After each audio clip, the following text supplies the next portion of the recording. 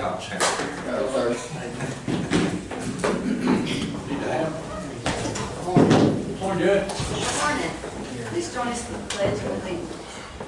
I pledge allegiance to the flag of the United States of America and to the republic for which it stands, one nation, under God, indivisible, with liberty and justice for all. Honor the Texas flag. I pledge allegiance to thee, Texas, one state, under God, one and indivisible.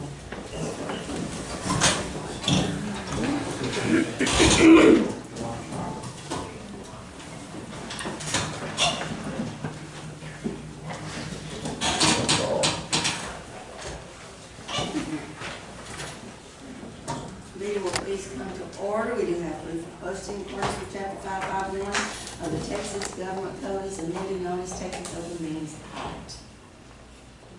We do have a couple of proof of posting. The public who wish to speak shall each have 3 minutes. If there are none, we will go to item number 1. We want to wait a minute until we get our discuss jail and population issues. Here we are.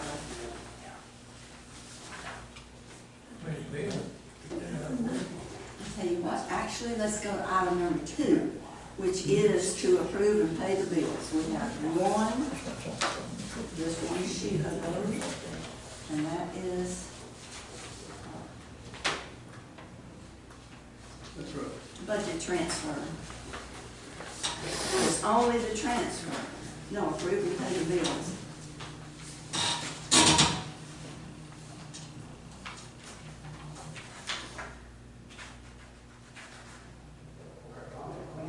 Total bills payable before budget transfers.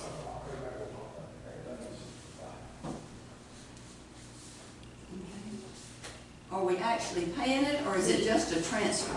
There's no budget transfers this time. We're just paying, it's for Clyde's truck. Just Just paying? one bill. Yes, ma'am.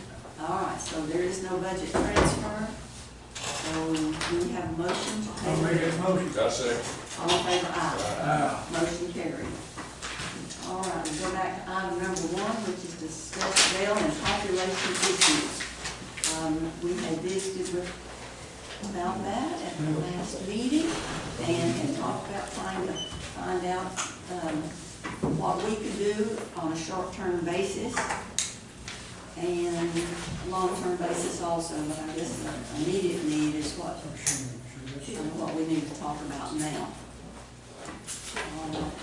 And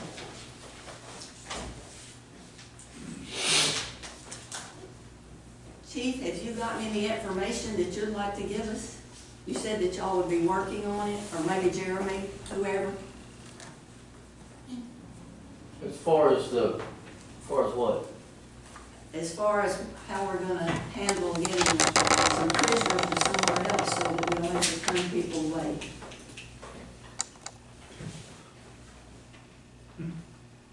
Well, The only thing that I thought of, which you know, it's just a thought, is that if we would put an amount of overtime money in the budget so that we could have our officers, off-duty officers, transport and get paid on the next check, pay the overtime right then. Because you said if they didn't get paid right then, they wouldn't. yeah, I mean, most of our officers that work extra jobs, and they're making $45 to $60 an hour working extra jobs on their days off. Now, that would probably benefit.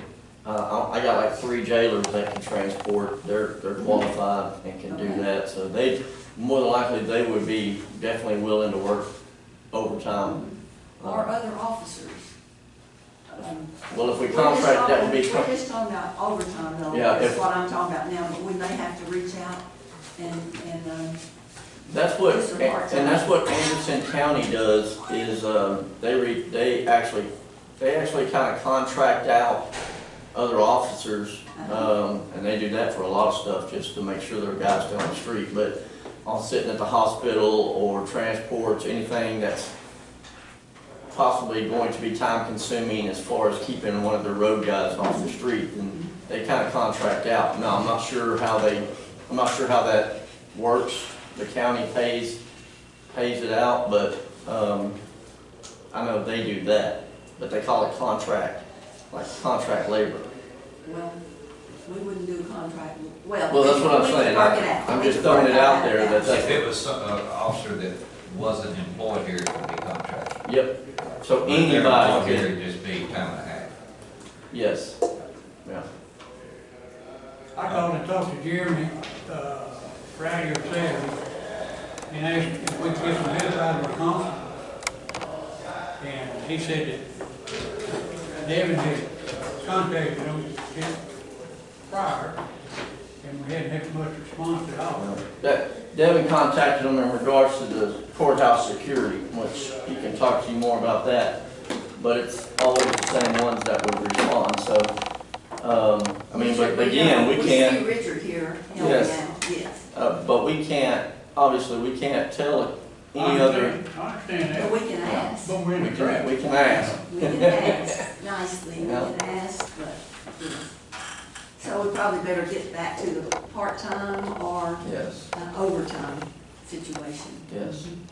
I know I called, or Jeremy called me Friday morning, and we talked for a long time about just the little things that we could do, because each bed that is opened up makes a big difference on a city police being able to bring somebody in, or one of our deputies, or DPS, or whatever. But I had asked Misty to sit in with us this morning, because one of the things that we were discussing was I told the sheriff, I said, if you could just pick one person that's a problem child that we really need to get rid of, and go down the list and prioritize them, and maybe get that list to our district judges and let them know how important it is that these people have been here a long time and they're expensive to house, and can we get them their day in court? And that's why I was wanting you to sit in, Misty, because I don't know how the scheduling goes. But before we address that, another issue would be some of these attorneys that, like Judge Ward pointed out last time, they may not show up. And if they're an indigent defense attorney, and we're paying them, and they're on a rotating list, once you stand us up, once or twice, I think you ought to have your name removed from the list, you know?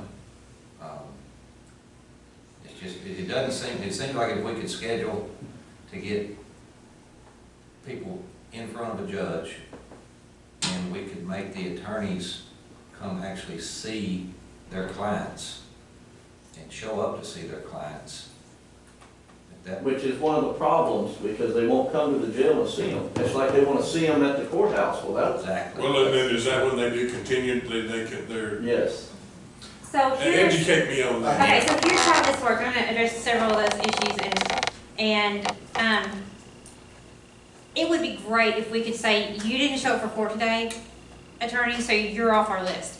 But do you know we would have like 2 people on that list? And we're not paying them a significant amount of money for the time that they spend on a lot of these cases. I mean, they may come to court, and again, part of this is them working with Brian to get what they're trying to get for their client, but they may come to court 8 times on a single case. Well, they're getting paid like maybe $600 or $800 on that case. I can't remember. I think we started at $600, Brian. And we only have, yes, and keep in mind, we only have one person that lives here in Freestone County on that list. Correct. So, So when we pay the bills, we see their names. yeah. Yes. But Right, they're so- not from Freestone. It kind of leads to, not to just kind of butt in, but kind of leads to the cost benefit analysis, and I hate to put it that way, but I think they're kind of making that type of decision of, We need someone to accommodate them because we don't have enough of them. Exactly. That's And we don't are need to lose. we are less now. I will say that we It's- I have over the years I will call Judge Grant's office and I'm like, I can't get so and so in court. Let's skip them.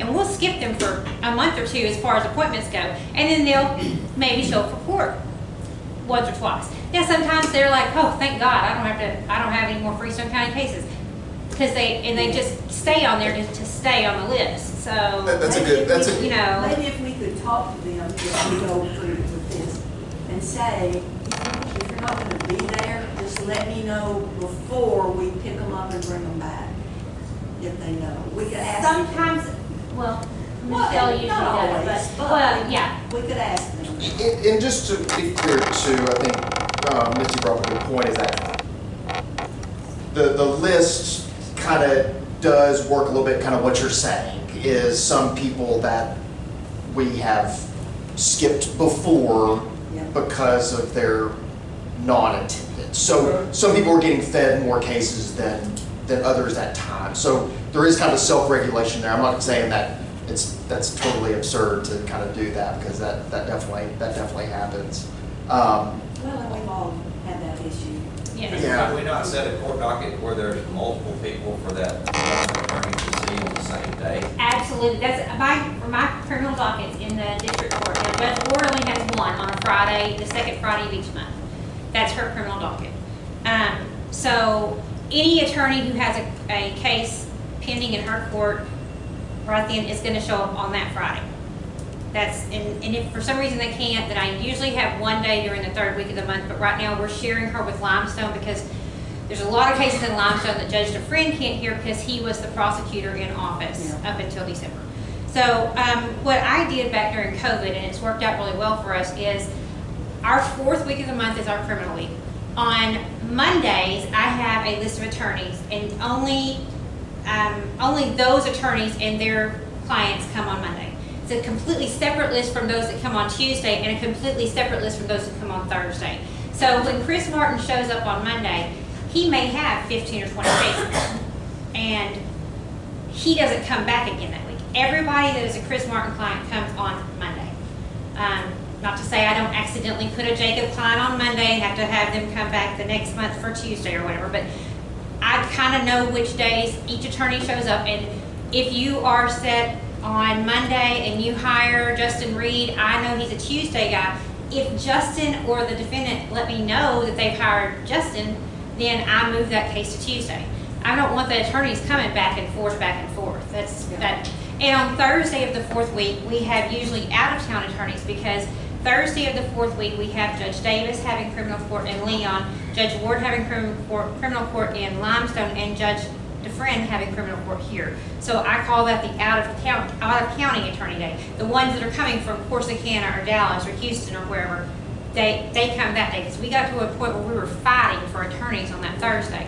We may have a 9 o'clock docket, and we had an attorney showing up at 11:30, and we'd been sitting there waiting for them because they had to go to whichever other court first. So we have made accommodations to make it easier on the attorneys, make it easier on, scheduling wise for, we kind of know who's coming on what days. And like I said, the only day that we can't modify is that second Friday, because that is, we're hung up with Judge Ward's schedule because she covers 4 counties. So if I were to try to move her second Friday to somewhere else, I'm affecting 3 other counties in their scheduling. And they don't just have her, they have other judges they have to schedule around too. So By being scheduled like that, the transport, if we had, like all the ones that are supposed to come on that Monday, if we had them all in the same jail, if we could do that, when we're parsing them out and everything. What do we have, about 17 inmates that are inmates but not in our jail right now?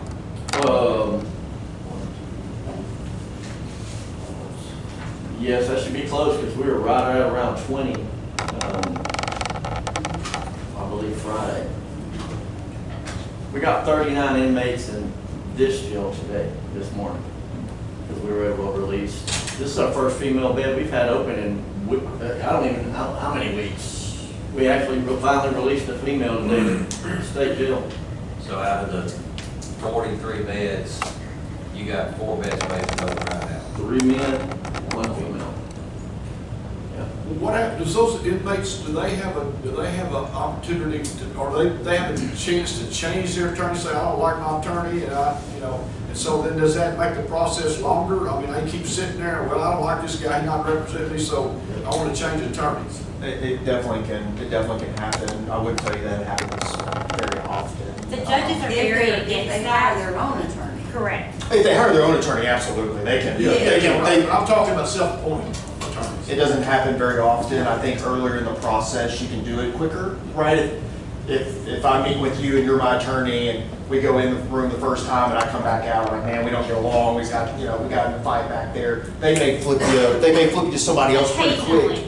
Occasionally, but generally speaking, the judge will tell them, you have absolutely the right to hire your own, whoever you would like to hire as your attorney. Exactly. This is who you've been court appointed. Now, we have when you see us change attorneys, it's usually because, hey, I just found out that defendant is a co-defendant to this guy I'm representing over here. and some of, also please keep in mind, some of our inmates are so volatile and not tethered to reality in this world. They are very difficult to handle, right? So sometimes I think we've switched before where it's like somebody's completely in outer space and he likes Brian and doesn't like Clyde. So, we know that that'll facilitate, it'll actually be faster if we flip them over to somebody else, and we'll probably get something done a little quicker than them kind of getting in a fight. And a lot of times, I don't know if y'all are familiar with the court appointed system, if it comes in from the jail, Judge Grant's office appoints. If they come up to the courtroom and they don't have a court-appointed attorney yet, then we appoint within the courtroom. And we have a little more, I guess we are a little more flexible because number one, I don't have the entire wheel of attorneys inside the courtroom. I'm going to choose somebody who's here that day. And number two, we're going to look at, he's already being difficult. I'm not going to give him an attorney that is more or less official. I'm going to make sure that he has an attorney appointed to him that is able to handle his level of, like Brian said, volatility. We're going to make sure that if it's just a state jail drug case, we'll appoint just anybody on it, whoever happens to be there. But if it's somebody who's a little more difficult to deal with, and we can usually tell that by the time we get into the courtroom, and a lot of them we've already had experience with, so then we appoint an attorney that can hopefully deal with them. So And also, don't get too caught up with, it sounds like that's where this conversation kind of went. Don't get caught up with too much of the resets being because the attorney's there. The resets are just resets.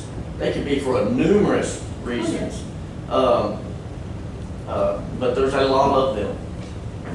We're taking lots of people out of their cell, which becomes a security risk, to come up here to try to get something done, and then we get reset again. I would like to know what the solution to that is. Jeremy's asked me before to only bring the ones who are going to plea, and like I told Jeremy that day, I said, okay, I would love to tell me who it is. That's kind of the funny thing too, and I'm going to say this, and I don't know if I mean what I say, but there's some clients that you have in the jail that if I was a court-appointed attorney, I wouldn't go meet with them before. Because they're so volatile, they're either going to make a decision that day to plea or they're not, right? I can go meet with them for an hour beforehand, the day before, when they show up and mama's there and girlfriend's there and everything like that. I'm going to have to be flexible and deal with all of those things at the time. So again, they should be meeting with them beforehand. I agree with that. But again, I think it's different me meeting with y'all, meeting with Lloyd before Commissioner's Court and talking things out and meeting with a potential client.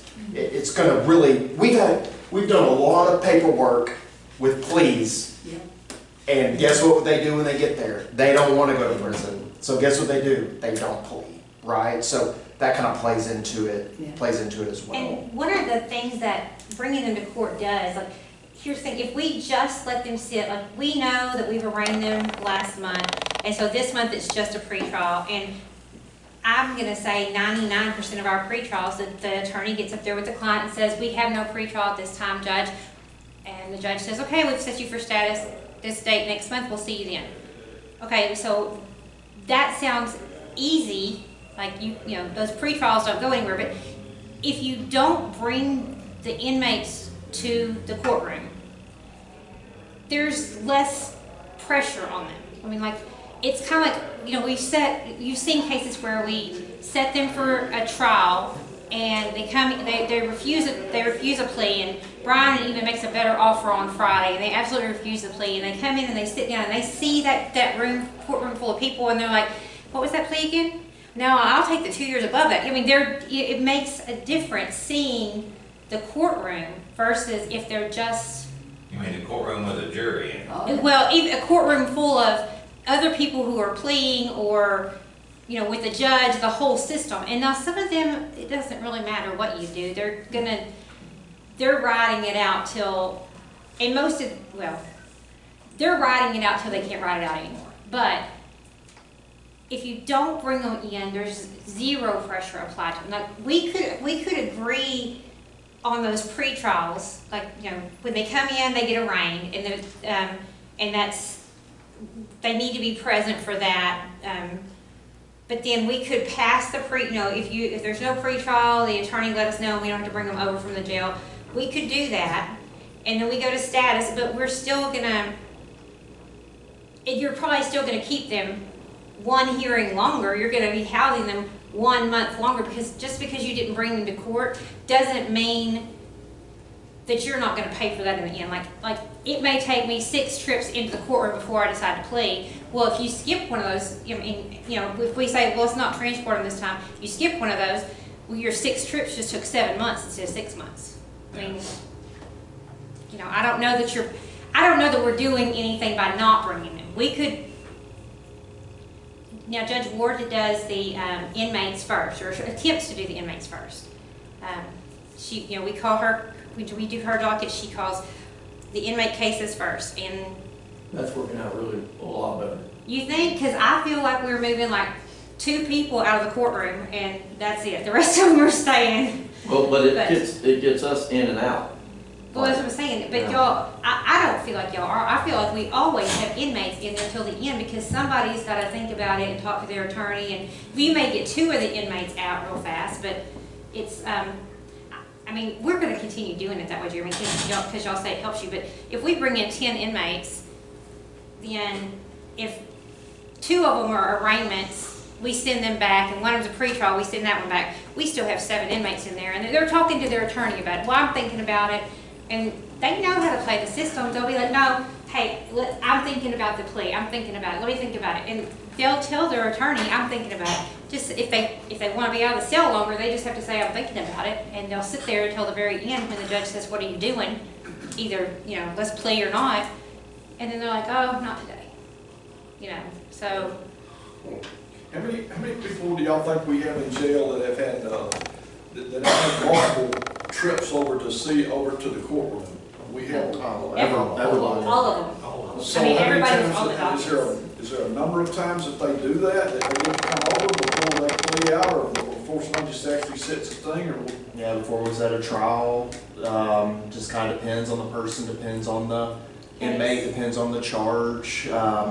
Had a guy the other day, filed a motion for speedy trial, so we set it immediately. It's set in August. That's immediate, August? Yeah, that's immediate for that case. It's continuous sexual assault of a child, so it kind of has a little bit more moving parts. But I guess what I'm saying is kind of up to the inmate too, a little bit. He can push his rights to get into a trial quicker. I will say, I think that the system is not very efficient, right?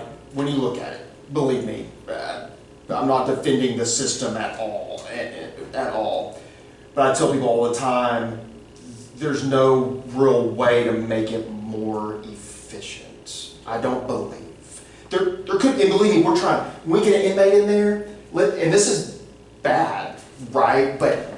And I'm offering 5 years. And he says he'll take 3 today. What do you think I do? I'll plead him to 3 because we got to get him out of jail. Well, then it's kind of like, should I be lowering my plea deal because of the space in the jail? I don't know, but that's what I do because of the pressure of the space in the jail. And I'm fine with it. Hey, depends on the charge for sure.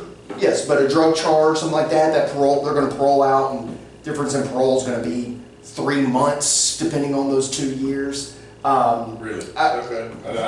When you done that, you just saved the taxpayers, this county, $100 a day, even if he was sitting in our jail, for not waiting and going further to get to 5 instead of the 3, and then if he's paroled out, then that's another bed open in TDC because he's on parole. But that's a double-edged sword for him, just like it is for me, because then he's just less than the sentence for somebody that just hit the street again, and how many days is Then he you gonna? get to get him again. Yeah, I was saying, then he's gonna be How right many back days in. was he out, not costing us no money before you had to arrest him again? And That's exactly right. That's exactly right. And I guess the point, and Commissioner McSwain makes a good point, just to make sure I'm clear on camera, that depends on the charge, right? But again, a drug case that's a normal parole, difference between 5 and 3 years is literally like a month in parole difference. And I know that TDC's doing the same thing we're doing. Five's not they're- five, five's not five. And they're kicking them out as quick as possible because they're trying to save money and trying to save their beds. Sometimes TDC time serves hours in our jail. Yeah. Yes. They never even leave. They just time serve them in our jail. That's how bad it is all for everybody. But point of me bringing that up is my office, just make sure the commissioners know, Jeremy understands this, me and him talk about it all the time, but that we're trying our best when they come to court to move them, to understand, hey, if it's the right type of case, if I can make a certain plea deal, man, let's get them done, let's get them out of here. There's not as much payoff at the end for me sticking to my guns on this case. Now again, we have that guy that did a speedy trial, that's continuous sexual assault of a child, that's a different case, right? That's why we're not gonna plea that one below a certain number, that's why we're going to trial. So it just kinda depends, I just wanna make sure everybody understands that as well. And I wanna follow up on that and tell you that when we're talking about the speed trial, August 4th is our next trial date for that. We have to give it, how many days does the trial notice have to be, Brian, legally? For the, 30 days? I believe so. I think the attorneys have to have a 30-day notice for trial. And they can agree to go faster, but, I mean, they're probably not. But we have potentially 2 trials per month, one for each judge. And right now, I will say Judge Ward's not having a trial here every month because she is having to cover we're giving some days to Limestone that she would normally be here to help them be able to handle their criminal docket because she has 100% of the cases in Limestone right now. Kind of like Judge Simmons did here whenever Judge Evans was on the bench. You know, it's all funneling into one court over there. So we've done some juggling. It's not every month, but so we have 2 potential trial dates per month. And Brian's office will prepare for like 3 trials. Like we'll have like 5 or 6 cases set on any given trial date. Brian's office is preparing for 2 or 3 trials because when we go in the week before, theoretically, somebody's going to plead because of the pressure of the trial date. So we have 6 cases set for trial. We may plead 1 or 2 of them. Brian will say, okay, this one, we're going to get worked out. We're just not quite there yet. And so we go in knowing that we have 2 cases that are really set for trial. And, you know, we'll know that like the week before. And Gary will get all the summons out and everything. I mean, Also, too, Amy doing Groesbeck also helps us because one of the reasons why we can't get some of our inmates into Groesbeck, into Limestone County, is because they're full. Yeah. So So when she frees up, when she frees up beds, sometimes we get those beds. Right. Yeah, that's a good point. Yeah. Good thing about that. and it won't be for everything on that. I mean, I think Roy now has, I mean, it's like 5 or 7 cases or something over there that have come in, that came in after he left the DA's office. So he's going to build a docket and we'll get Amy back for that 3rd week, totally. But like she's set for trial here in July and August. So we're stealing her those 2 months from them getting any extra days. But you know, we have cases set for trial. It's not that we're not setting things for trial. It's not that we're not trying things. But you can only try 1 case, you know, each time we have a potential trial week. So Let's switch to the other end of the problem, is when they're in our jail and they're TDC ready, then we need to make sure the day they get ready that they're gone. I mean, either we take them or they come get them or something. And as far as I know, I asked the treasurer last week to look and see how much money we received from TDC, and we've only received money 1 time, and it was last year sometime. That's all she could find. She's new, and that's what you learned. It was 1 yeah, I didn't time. know who gathered the information, but the document I saw was, I think, October of 2024, and I think it was like $385 that we received from TDC. But I think that goes back to last time that we talked about this. There has to be communication between who's sending the bill and who's receiving the check. Yeah. Because if it's not coming to you, I understand you'll never know, but you know you sent the bill on the 30th, and 30 days later, if the treasurer hadn't got the check, you know, however long it's supposed to be, then it should be followed up on. You know, it's the only way we're gonna know whether we need to re-invoice or not. Yes, Chief and I said that we're gonna be now, when it's going out, we're going to copy the treasurer into the bill, so she can see what was sent and expect a return on it. So the way I understand it, on the 46th day, if they can't take them, they have to send us money. On that day that they're ready to go, they're supposed to pay us $77 or something a day. So if we keep them 5 days, we need to be billing them. If they hadn't come got them, we hadn't got them, we need to bill them for that. You know But what I'm that's saying? from the time that they get the pin packet, isn't it? Yes. Yes, and that is if the pen packet is a good packet. So if I send a packet to TDC and I start counting my days, if they find an error within that packet, the days stop counting. And then I have to petition the court to make a correction to the packet. Once I get the nunk back from the court and I resend it to TDC, then it starts counting again.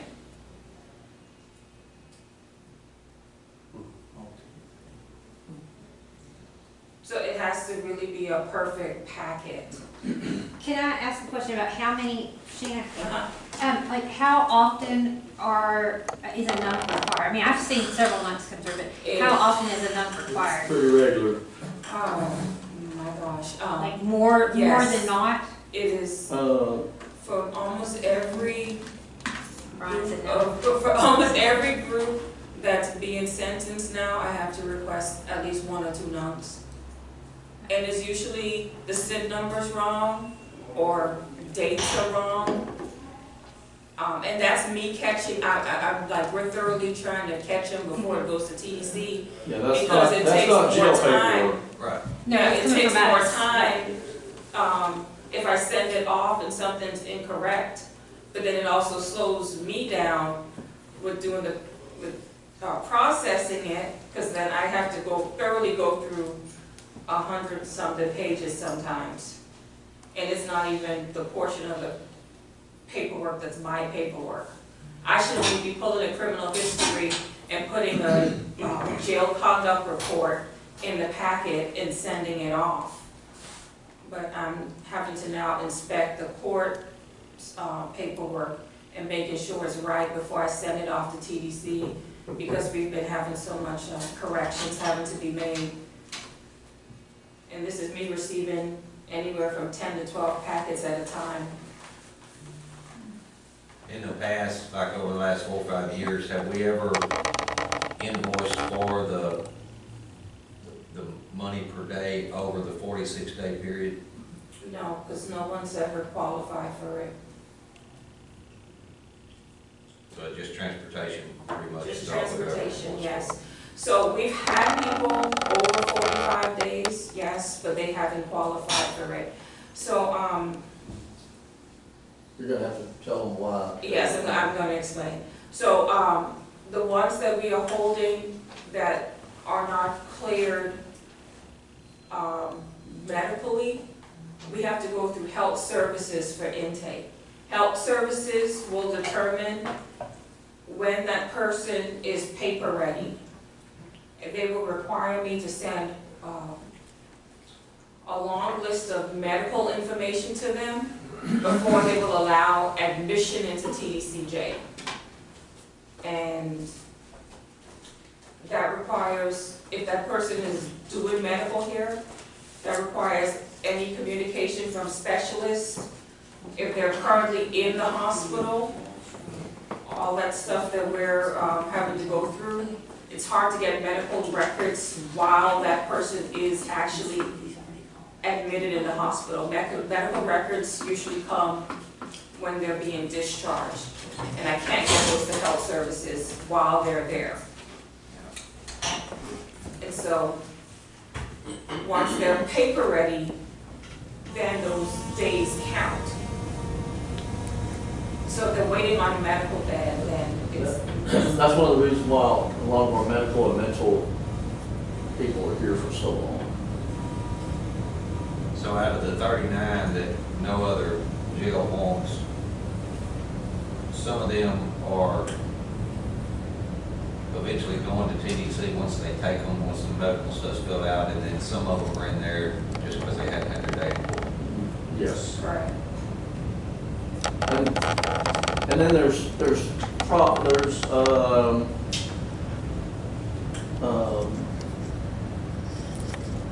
people that don't act right that people will refuse to. It may not even be a medical or mental issue that they're dealing with. It's gonna be an attitude problem. Not if they're going to prison. Oh, no. That's not a. Yeah, no, not one, no, I was saying as far as beds, Depends on that. yeah. Most. Sometimes those are refusals also. Because they don't want them in their place, they got their own problems. Okay, help me out. No, I'm trying to learn this, dude. When I tell you over the phone, you've been here 24, I've been here 9. I've been to court 2 or 3 times here lately, and people there with Larry. Larry said, well, that guy's coming back. I said, how you know that? Well, they got a yellow sheet. He and his attorney, stood down there in the courtroom. They talked a few minutes. He got a yellow sheet, they leave. Now, he's scheduled to come back in 1 month. Usually now, the attorneys will come up, Brian and the defense attorney will come up, and sometimes they'll say, Judge, we're waiting on, say, CPS records. We know we won't have those in 30 days, so we'll set them 2 months out. That way they can get whatever it is that they need, to have time to get that before we come back to court. But generally, it's 1 month. He's not in jail, but that ties up the court 2 months down the road. Yes. Right? Yes, sir. You just get one more trip? Or No, can he come in and? You're, again, can't speak for every case, right, because we're doing Right, a lot, this is just kind right. of overhaul. If you came in and you were a victim of a crime, okay, when we were talking, I would tell you that defendant, once we get him indicted, is on a conveyor belt that's probably gonna last 6 to 9 months before we truly understand whether we're gonna get it pled or whether we're gonna go to trial. And I would say trial, we're hopping off onto trial about a year down the road. But we're indicting 30 cases a month, right? So every month we have 30 new cases coming in. So some of them are playing very quick. We get an inmate from the jail the very first time. Boom, he's been to prison before. We're offering 5 years. He's like, hey, I'll take the 5 years. I've done this before. I know I'll parole out in 9 months, and maybe. And hey, I'll take it, right? Like, and I'll get out of there. So I deal with a lot of them that, hey, we get pled very quickly. But then also deal with some that are going to kind of sit on that conveyor belt, if you will. And the only reason that's backed up is it's a conveyor belt. There's cases in front of it on the belt going down the line, right? And so I'm a visual learner, so that's kind of how I think about it. It gets on that belt, and you have a certain amount of time to kind of figure out what you're doing until, hey, the judge is going to, I'm going to start saying it, but the judge is also going to start saying, kind of for, We need to put we this on need to trial. put this on a trial docket, right? If y'all can't figure something out of how to plead this, we need to go to trial and start putting the pressure on.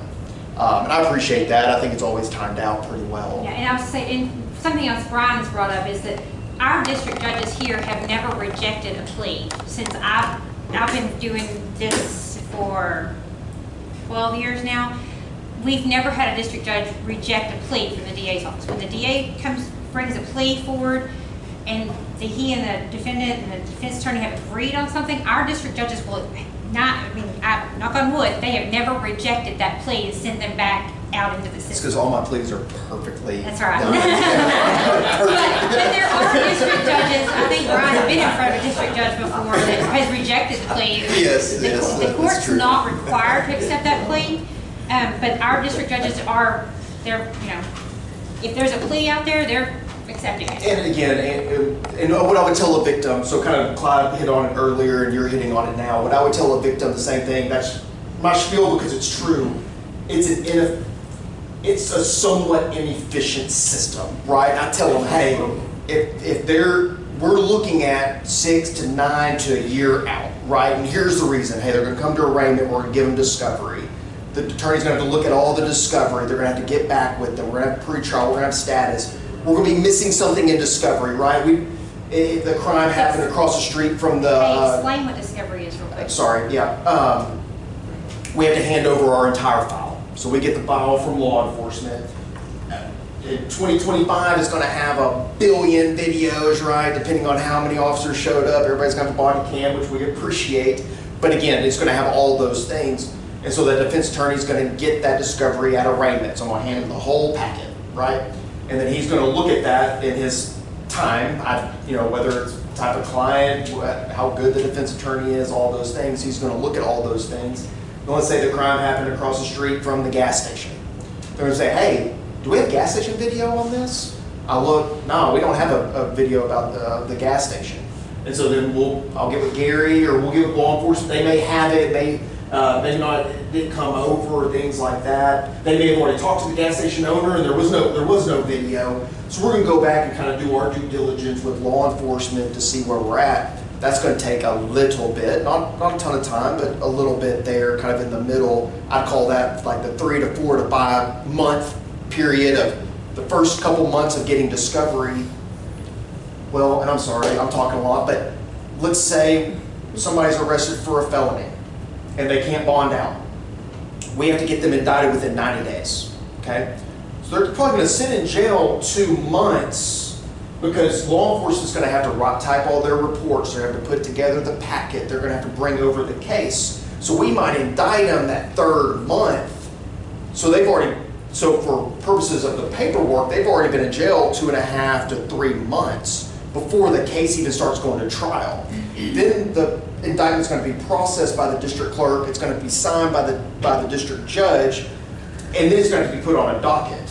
So that might take an extra, not month, but a little week or so to get it processed and then put on the next docket, which could be the next month. So you're looking at, by arraignment, you could be 4 months down the road of incarceration time. And then we kick off our court time at that point in time, and then the conveyor belt starts. We also wait on the evidence to come back too. Yes, yes, very good point. Yeah, we, drug cases, we're gonna wait for the lab reports to come back to. Those are usually about 6 months at least. Yes. Yeah. Really? Yeah. And we try to keep an eye on the 90 days, and I will say there are some months I'm on top of it and some months I am not on top of it, depending on how busy we are. But there's not a real good system of, hey, they're approaching the 90-day mark, I need to be making sure they have an attorney to file a writ, because they don't automatically get, I think in Judge Grant's court, when they hit the 30-day mark, they're automatically kicked out, is that right? We did that before, we don't do that Okay. anymore Okay. necessarily, but but yes, I think we look at the 90-day Yeah. mark and try to remind attorneys that they're entitled to a PR bond. Missy Then did a very good job. Yeah, they have to be, it has to be requested, the attorney has to file the writ for them to get out of that 90-day mark. It's not an automatic. Well, ours is 30 days now, JP's fixing. Oh, nice, nice. So it's definitely not a system, like I said, that you have, and I would tell it to victims, it's not a system you have to be happy with. That we're trying to make it as efficient as possible with Jeremy and the judges, and like I said, trying to really push to get guys in jail pled as quick as possible while still maintaining a plea deal that is deserving, right? But yeah, you're looking at a system that just kind of unfortunately feels like just takes a certain amount of time, and when somebody's sitting in jail, it costs the county. I understand it definitely costs the county. I'm convinced we don't have a jail problem at all. It's just a judicial system. That, But here we are, and we have all these people, so, it's interesting what we talked about, and I'm glad that you went through all the process so we kind of understand a little more. Yeah, what I we're- didn't have any idea. There's a, that's what I said last week, there's a lot of hands that go into Yeah. why the jail is full. You know, and I mean, I personally don't think anybody's doing anything on purpose, believe me. I think it's just Our a definition situation. of speedy and y'all, and what's actual is. I'll say this, and now I'm probably saying too much, but we're arresting more people than what our facilities can hold. Yeah. Judicial Yeah. system, we are arresting more people in Freestone County that this system that we have set up can handle. That's where we're at. And we sit on this main interstate, this main roadway, and 84 is pretty daggone busy itself, we all know that. And there's a lot of counties that don't have a main thoroughfare through their county, you know? So maybe they're a smaller jail that it doesn't affect, but here, with just those two roads, that is a major reason why all these people are in our jail and we're having to go outside our area. There's a lot of other people, our population's growing in our county. I mean, there's people moving in every day. There's gonna be more and more with these solar farms and things like that. I mean, they may not live in Freestone, but they're gonna be here, but they're not made a permanent home here, but they're gonna be working in, just like the one up by Streetman. There's no telling how many people's gonna be working up there, you know? So, I mean, So we do have people that we need to find a place for. To Yes. build a jail, if in fact we decided to build a jail, which we would go through the process of, first of all, putting it on the ballot to see if it passes. That process is probably gonna take 4 to 5 years. Realistically, it is. So for right now, if we could figure out a short-term, 2 or 3 year solution, then we need to be working on that part of it. I think, like I said, I touched base with 16 surrounding counties at one time or another to try to house out of county. If we go further, because that's all, they were all within about an hour and a half drive, that's something manageable, you know. But if we go any further, I'm going to have some help. I'm gonna have extra people, because Well, right now, we're having to turn people away, so right now, it seems like I to can't hear me, you. now, I don't know, I'm not there, but maybe we need to do something right now to help alleviate where you are right now. If that, you know, if we put some money in this part-time, to be able to take them outside of that, that parameter that you have, that you're servicing now, if things get better and the population gets better, maybe we wouldn't have to do that. oh yeah, What other that, solution do we have? it's just like right now. I don't think I've turned anybody away in 2 or 3 weeks. I don't think, because I have rotating in beds right now. So, because there for a while we didn't have nothing. But we'll only be using that when we necessarily have to. It's just like with Anderson County. Well, don't you think we need to set up something? We need to set up more, yes. Okay. Yes, and we're gonna be working on that, yes. I've gotta see what, just like Johnson County, I've gotta see what they're willing to take out of our population, Okay. if anything, as far as what we would like to try to free up some space with. Because also too, another issue is how our jail is set up. If we have a problem and that, or an issue, and that person is in a cell, and there's 2 or 3 other beds in that cell, I can't put anybody else in there, because that's a problem. That's the only place I can put them. So that's also another issue. But it would be nice if we could figure out how to get rid of them. I'm not saying I want to get rid of my liability to another county, but I mean, to a certain extent, that would open up like 4 beds, just one person. But there's not very many places that will take people like that. They have their own like that, just like we do. So, but anyway, back to the Johnson County type deal. When we do get into conversation with them to see exactly what they could take, what they could help us with. At that time, I will definitely need probably one per shift, one person per shift just to do transports. Because once they leave, they're pretty much gone. When you do that deal with Johnson County, can you check and verify that we can Zoom some of these court dates to keep from Yes. having to transport them at all? Yes. Until it gets to the time Well, that they have to be there? I can ask them if they're capable of doing that, which I'm pretty sure they are. Most places should be. We were set up for COVID, so just about every jail should be set up, but that's gonna go back to being a JP or a court decision. Not mine. Right, no, I just think it's important to ask, because Now, that could cut out a lot of on the transportation. JP decision, the magistrate, the JP magistrate's correct. Yes, they can come in a rain, and they come to the jail in a rain in the morning, but essentially they could do that on Zoom. But I wouldn't suggest moving somebody too quick.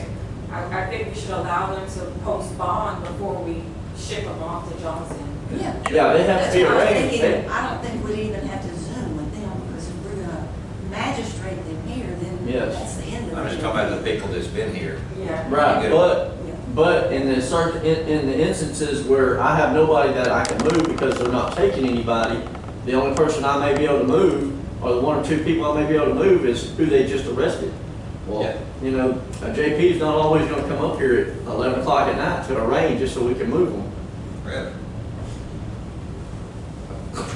At 11 o'clock at night? I thought we had a JP on call 24/7. Well, I mean, I'm saying they can always wait till the next morning. I mean, they come once a day. You know, there's special times we call them and they do show up. I'm just saying that if those are the two we might need to move,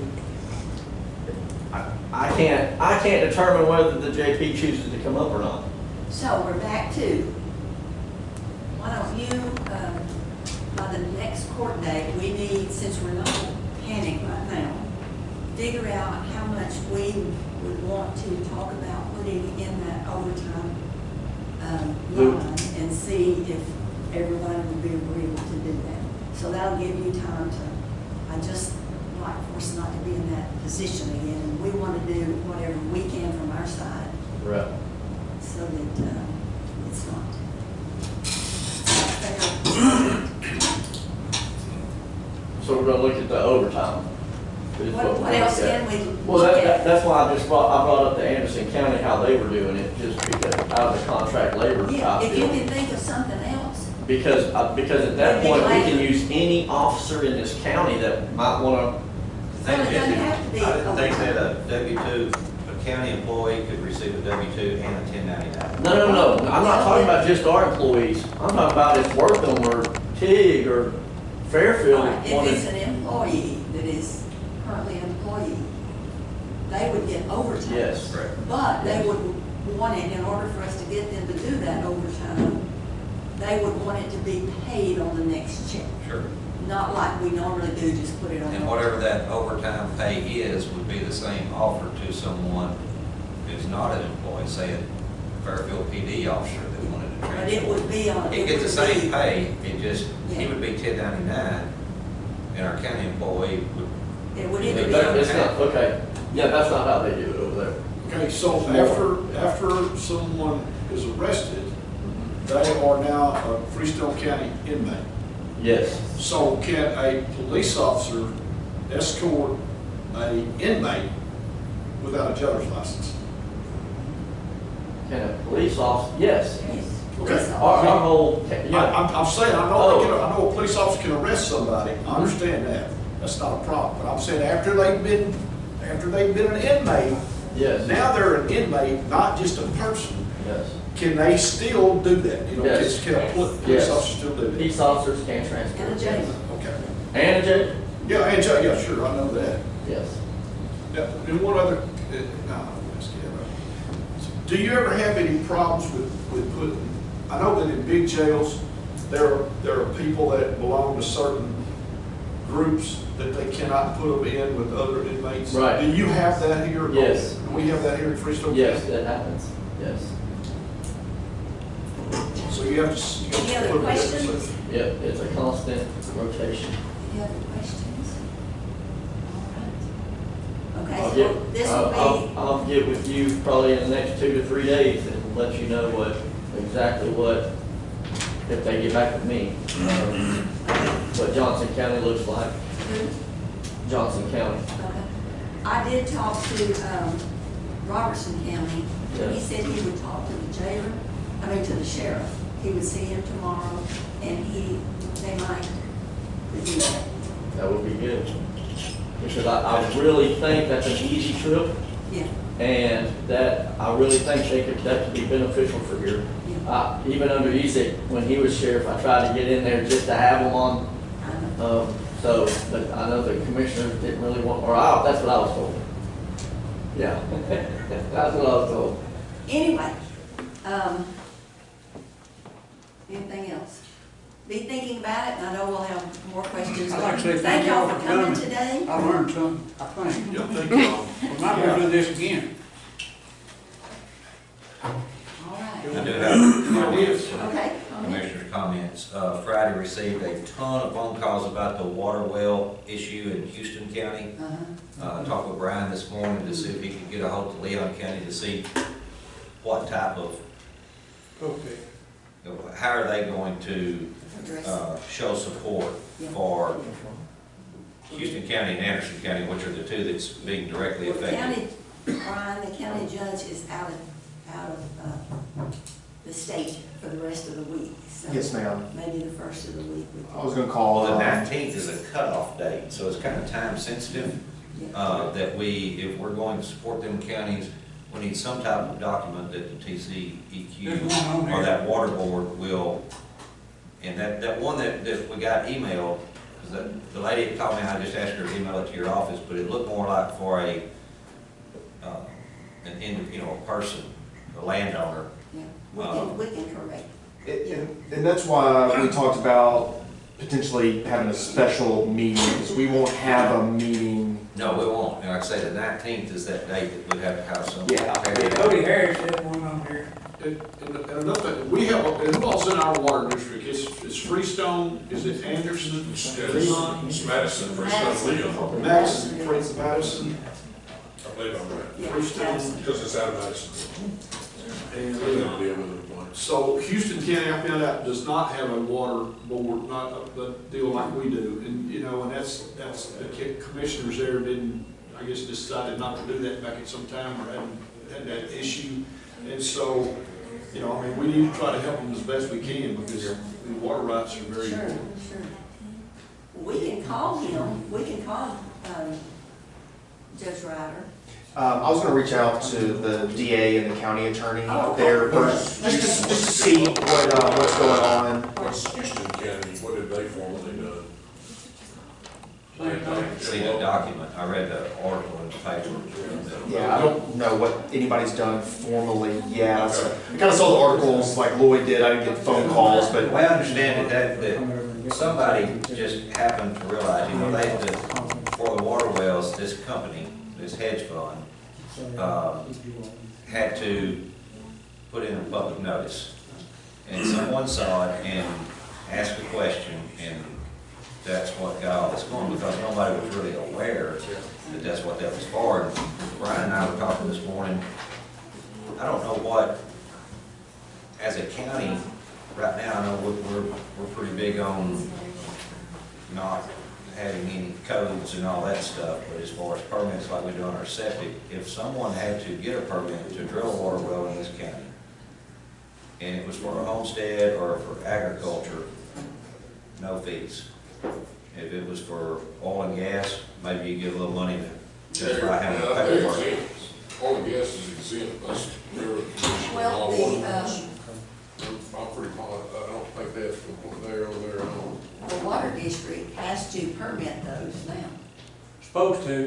They're all, it's, But what I'm saying is for county awareness, if they had to come through us, at least we would be aware that somebody just turned in a permit to drill 10 oil wells. like, they are permitted through this, if you are a member, which like Limestone County wasn't a member of one unless they are recently.